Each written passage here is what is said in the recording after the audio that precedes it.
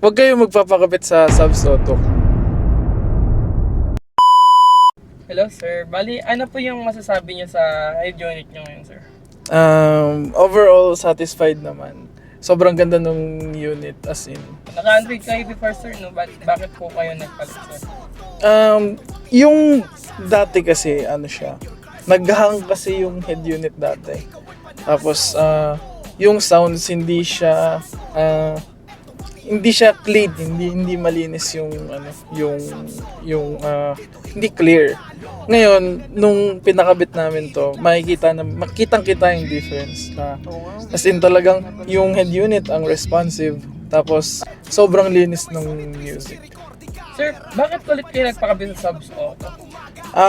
Kung gaano ka yung mga installer, plus yung head unit talagang satisfaction talaga, as in 5 stars talaga.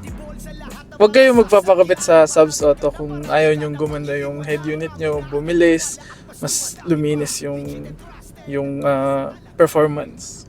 Subs Auto, dito ikaw ay panalo. Karamihan ng mga tumatangkilik, lalo na sa mga taong sa sasakyan ay nahilig. Check mo na automatic, napaka-astig. Flagship car, Android head unit na may Sony 360 recording camera. Kahit pa nasa gabi ay magmumukhang umaga.